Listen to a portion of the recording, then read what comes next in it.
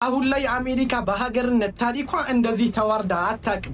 የሆርሙዝ ሰርጥን ከኢራን ማስከፈት ሲያቅታት የሆርሙዝ ሰርጥን እዘጋለሁ፣ የማንም ሀገር መርከብ ወደ ሆርሙዝ መግባትም ሆነ መውጣት አይችልም፣ ሆርሙዝ ሰርጥን እቆጣጠራለሁ ማለቷ የሚታወስ ሲሆን አሁን ላይ ቻይና ይህን የአሜሪካ የሆርሙዝን እገዳ ከቁብ ሳትቆጥረው በሆርሙዝ የባህር መተላለፊያ ላይ እየተንሸራሸረች ትገኛለች።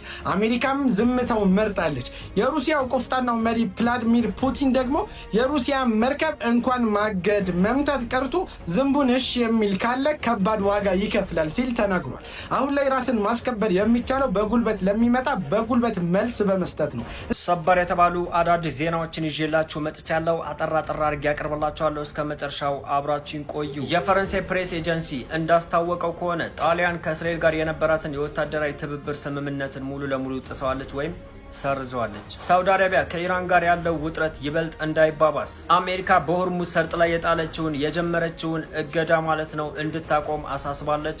እሱ ብቻ አይደለም፣ በፍጥነት ወደ ድርድሩ መንገድ እንዲመለሱም እየጎተጎተች ትገኛለች። እንግዲህ ይህም ብዙዎች እንደሚገምቱት አሜሪካና ኢራን በሆርሙዝ ሰርጥ ላይ የሚያከናውኑት ድርጊት ማለት ነው ሳውዲ አረቢያን በቀጥታ ይጎዳታል። ሳውዲ አረቢያን ብቻ ሳይሆን በርካታ የአረብ ሀገራትንም የሚጎዳ ነው። በሌላኛው ዜና የዛሬ የዓለምን ሚዲያ ትኩረት የሳበው እንግዲህ በሆርሙዝ ሰርጥ ላይ አሜሪካ የጣለችው የባህር ላይ እገዳን ጥሰው የቻይና መርከቦች ማለፋቸው ሲሆን በሌላኛው ደግሞ የእስራኤሉ ቻናል 12 እንደዘገበው እስራኤል ማለት ነው ያቀደቻቸው በኢራን ላይ ያቀደቻቸው በርካታ ኦፕሬሽኖችን ስላላሳካች ይህ ጦርነት እንዲቀጥል ትፈልጋለች። እነዛን ኦፕሬሽኖችን ማሳካት ስለምትፈልግ እንግዲህ እስራኤል እነዛን ኦፕሬሽኖችን ለማሳካት ስትል ሀገሯ እንዲወድም መርጣለች ማለት ነው።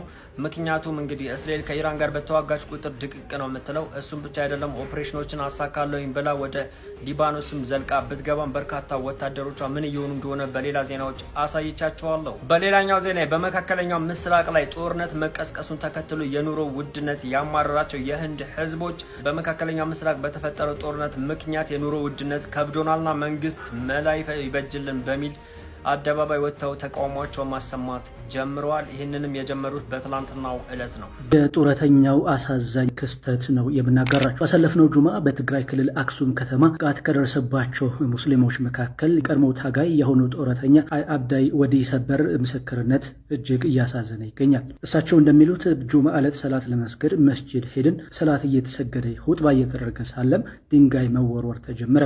የዛኔ ድንጋይ ከመታቸው ሰዎች መካከል አንዱ እኔ ነኝ ሲሉ ይገልጻሉ። በድንጋይ የመታኝ ፖሊስ ነው። ፖሊሱን እጁን ይዤ በህግ አምላክ ስለው እሱ ግን ሊሰማኝ አልቻለም፣ ድብደባውን ቀጠለ ሲሉ ገልጸዋል። እዚህም ጭንቅላታቸውን ተፈንክተው በሕክምና ላይ የሚገኙ ሲሆን በአሁኑ ሰዓት ሕክምናቸውን አግኝተው ወደ ቤታቸው ተመለሱ። ይህ በምስሉ ላይ የምታዩት ሰው ለረጅም ዓመታት በአክሱም ሙስሊሞች ላይ ግፍና በደል ጭቆናን ሲያስፈጽም የነበረ የወንበዴዎችና የጨቋኞች መሪ ኃላፊ የሆነ ሰው ነው።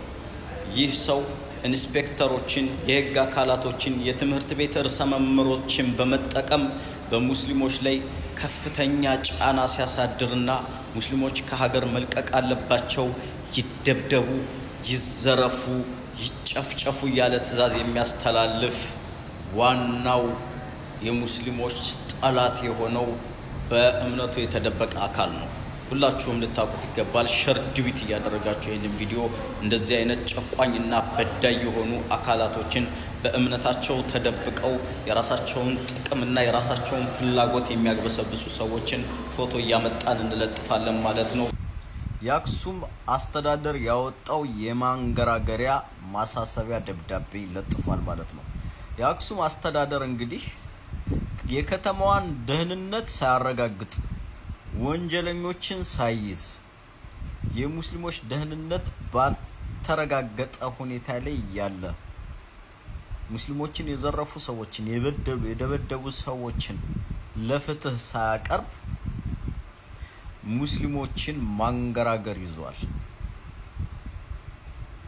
በማን እንደምትታዘዙ እናውቃለን። ማን ምን እያደረገ እንዳለም እናውቃለን። አይውላችሁ ሙስሊሞችን በበደላችኋቸው ቁጥር ሙስሊሞች ጠንካራ እየሆኑ ነው የሚመጣው። አንድ ላይ እየተሰበሰቡ ነው የምንመጣው። ዛሬ እናንተ ከምታደርሱት በደል ከምታደርሱት ጭቆና ዛሬ ልትደበቁ ልታመልጡ ትችላላችሁ፣ ነገ ግን አታመልጡ። የአክሱም ሙስሊም ወንድሞቻችንን አሁን ሱቃችሁን ነገ መክፈት የማትችሉ ከሆነ እርምጃ እንወስዳለን ብላችሁ እያንገራገራችሁ ነው። የዘረፉ ሰዎችን እርምጃ መውሰድ አልቻላችሁም። አሸባሪዎችን፣ ወንበዴዎችን፣ ማፊያዎችን እርምጃ መውሰድ አልቻላችሁም። ሰላማዊ ሰው ግብር የሚከፍሉ ለከተማቸው አስፈላጊውን ነገር በሙሉ የሚያደርጉ ሰላማዊ ህዝቦችን ግን እርምጃ መውሰድ ትችላላችሁ አይደለም? ይሄ ከድንቁርናም ያለፈ ነው። ከድንቁርናም ያለፈ ነው። ስለዚህ ዛሬ በምታደርጉት ነገር፣ ዛሬ በምትሰፍሩት ነገር ነገ ትሰፈራላችሁ።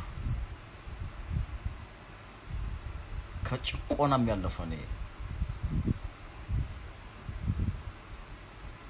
ለዛ ነው ከተማችሁን ጎትታችሁ ኋላ ቀር ያደርጋችሁት። ከተማው ራሱ የአክሱም ከተማ ቀደምት ስልጣኔ የገባበት የሚባለውን ሀገር እንደዚህ አሮጌ አድርጋችሁት የቀራችሁ በእናንተ አይነት ደንቆሮ አመራሮች፣ ጨቋኞች፣ በዳዮች፣ ሙስሊም ጠል በሆናችሁ አካላቶች ነው ሀገሪቷ እንደዚህ የሆነችው። ተመልከቱ፣ ከኋላ የተቆረቆሩትን ሀገራቶች ተመልከቱ ምን ላይ ደርሰው እንዳሉ። ድንቄም ስልጣኔ የገባበት አላሉ? ድንቁርና የገባበት